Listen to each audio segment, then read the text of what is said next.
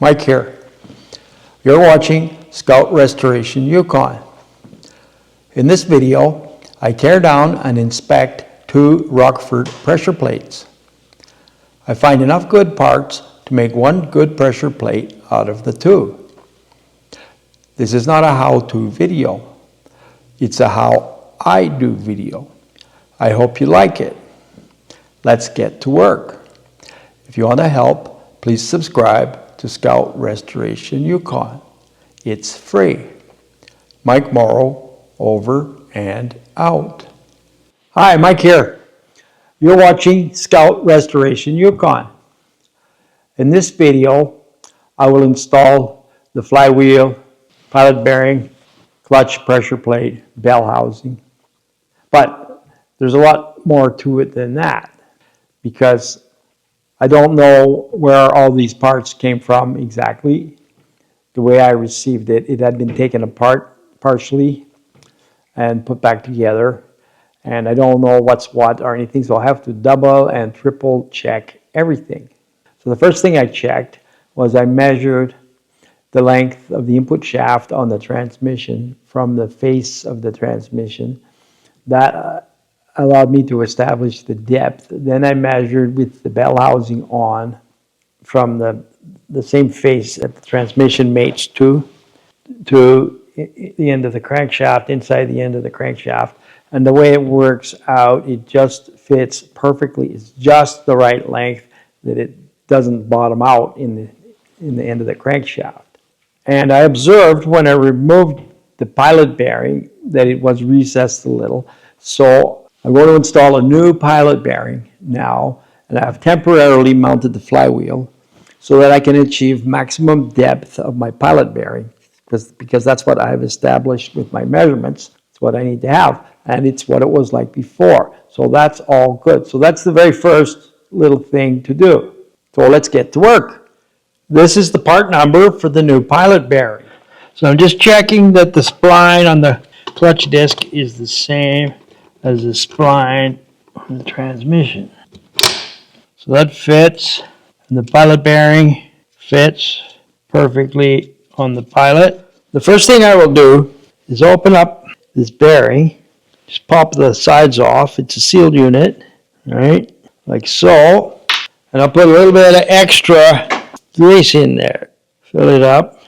This will never get greased again unless somebody has the clutch apart. I always imagine somebody driving into the water, submerging their Scout in the water, and for sure some water is going to get into this bearing.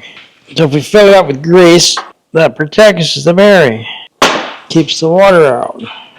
More often than not, when I remove a transmission, the pilot bearing is dry and toast. So now, put those back on, like that. Spray a little bit of brake clean onto the bearing and dry it off. I'm applying medium Loctite to the bearing. It's kind of just nicely running right around. Just flip it over. There. So we've got a nice coating of medium Loctite on this bearing. I'm just going to gently put it in the hole here, and then driving it into the socket.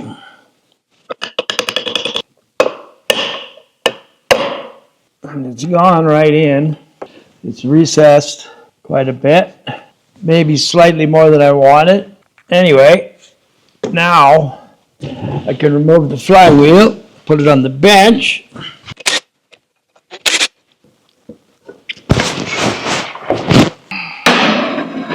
So the bearing went in slightly farther than I wanted it to. So I'm just going to tap it back a little bit with the brass drift. There. Perfect. It's just the way I want it. All right. So just give this flywheel a little wipe with brake clean. I went over it, the clutch surface with the emery cloth, and got a nice cross hatch on there. It's a little hard to see, but there is a nice cross hatch on there. And look at the dirt that came off. Well, when I see that much dirt, it makes me want to do it again. So let's give it another wipe. Still dirty. One more time. This is the original pressure plate. I was going to use it, but after cleaning it up with emery cloth, I've discovered more than one crack. So it's unusable, completely unusable. This is the original clutch disc. It's been soaked in oil. If you look here, you can see with my fingernail, you can see that I can move the plates. It's coming apart. So this is also unusable. This is the clutch disc out of another Scout, and it's the one I'm going to be using. It's 10-inch. I already checked the spline. The lining, it's like new. I measured it, the thickness of the disc, and it's perfect. It's just like a new clutch. You can see it's in excellent condition. Everything's good.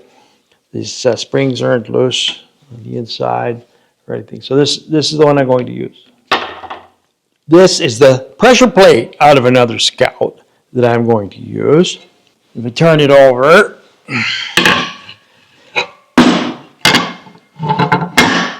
I was struggling to measure the height of the fingers on the pressure plate using the Scout Service Manual. And if you will note, dimension C, which is from the release lever to the flywheel surface, it says in the book 1 5/16. But dimension B is from the release lever to the pressure plate surface, and it's 1.620, which is greater than 5/16, than 1 5/16. So obviously there's something wrong, because the dimension C is a greater dimension than B, but if you look in the book, not so. So I did a bunch of research on that and discovered actually that this is a typo in the book, and it's supposed to be 1 15/16 of an inch, not 1 5/16. This makes a huge difference. Now that I know that, things make more sense. Also note that 15/16 is 0.9375 in the decimal, because that's what we'll be using to measure. This diagram shows a 1/4-inch spacer between each lever and the casing before measuring. So this is the pressure plate. You can see how I put these 1/4-inch flat bars in here as spacers, like the book says to do, right? So basically, I'm supposed to put this spacer in here, and I've done it on all three, right?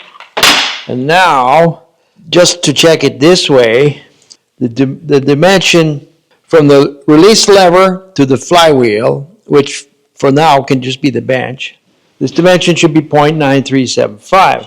Let's just see what it is.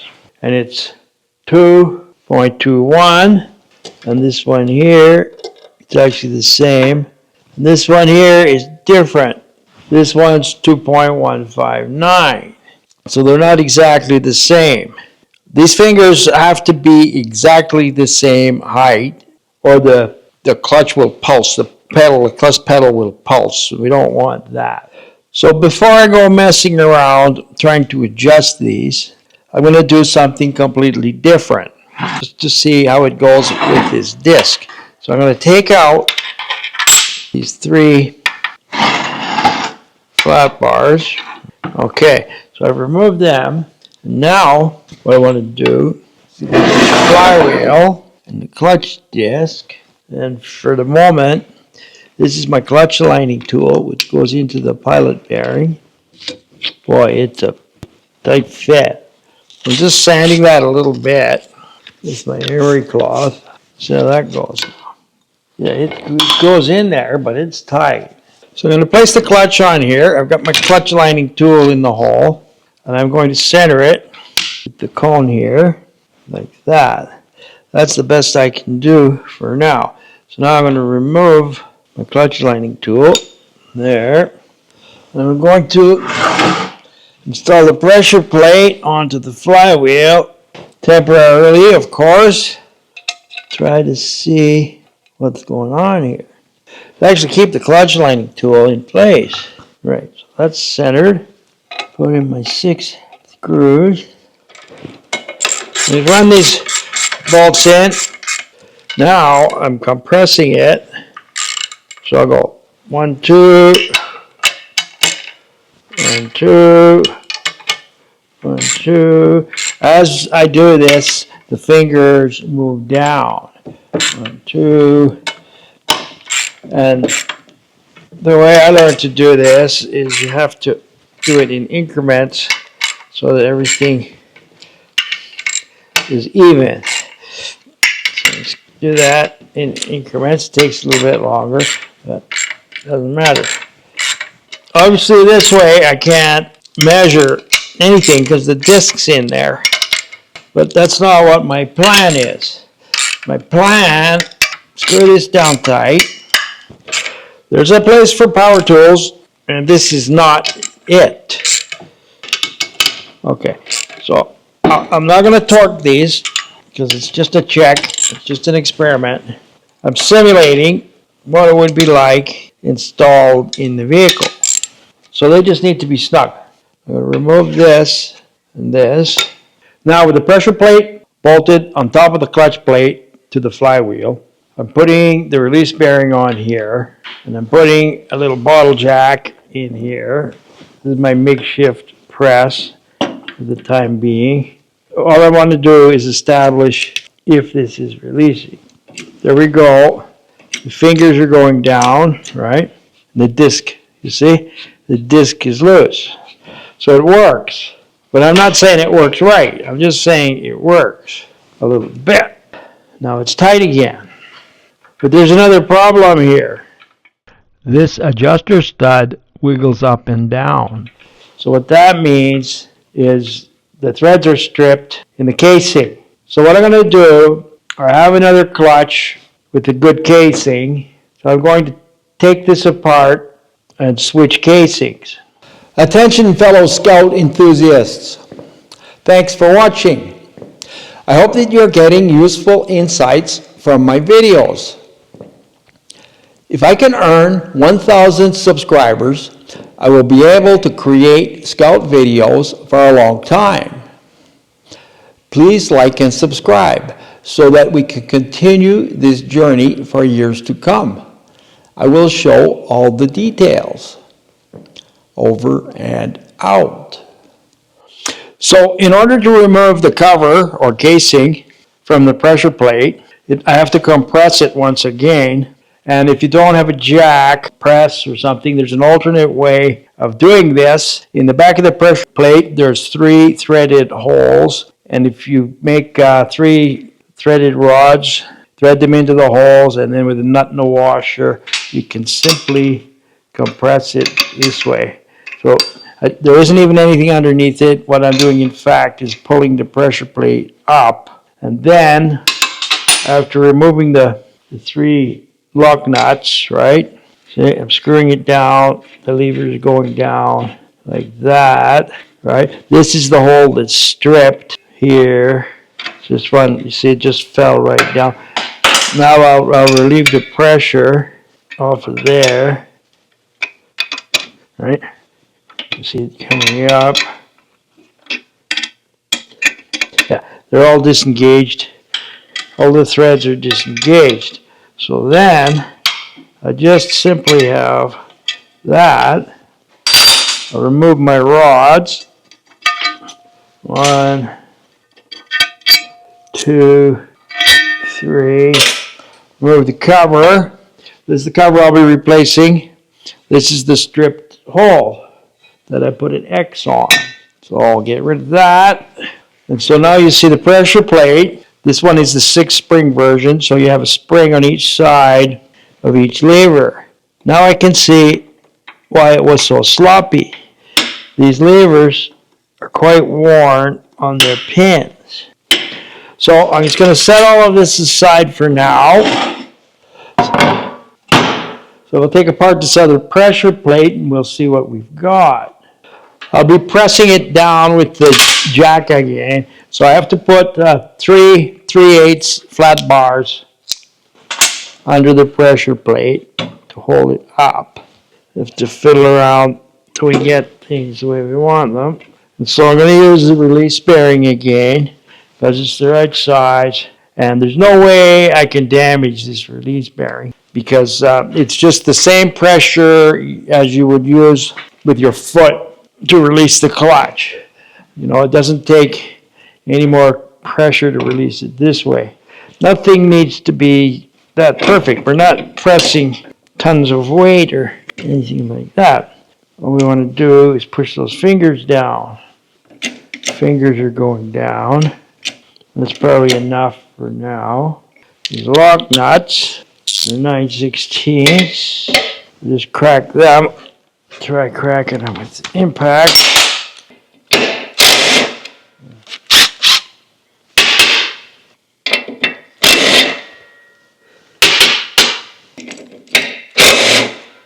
I know I'm way off center now.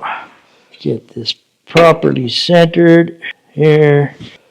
Take the pressure off. You should just screw it down. This screw here is very tight, but I got it turning with a pair of vice grips on the screwdriver.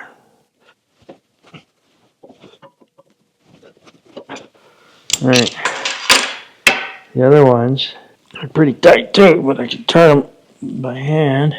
Go down here. Oh yeah, this one takes a lot of strength to turn it. Here's the vice grips. I think it's getting easier now. Seems to be getting a lot easier. Okay, screwing this one in. Now this one has gotten really tight. This one's going down. And this one has gotten really tight. Let's try it with the vice grips. Okay, that screw's going down.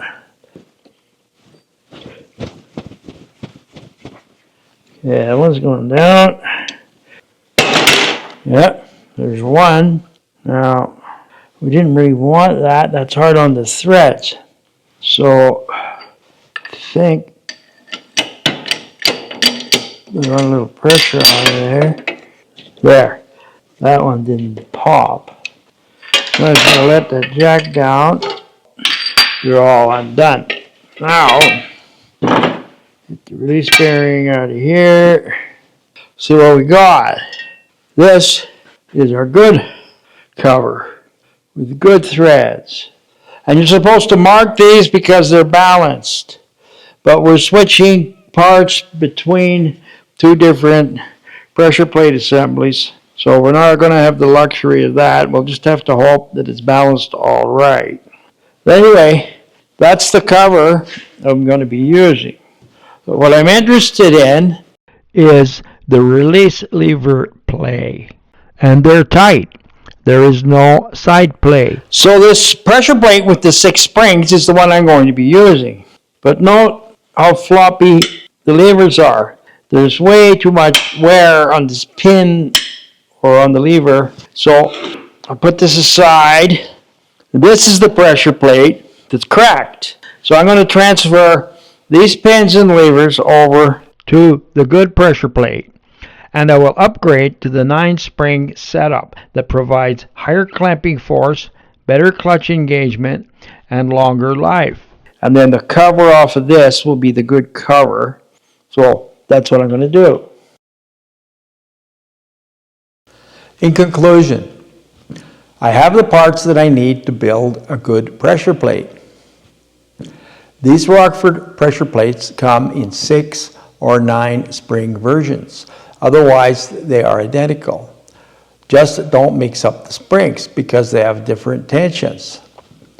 In my next video, Clutch Assembly 2, I will build one good pressure plate from the 2. I hope you like it. If you want to help, please subscribe to Scout Restoration Yukon. It's free. Mike Morrow, over and out.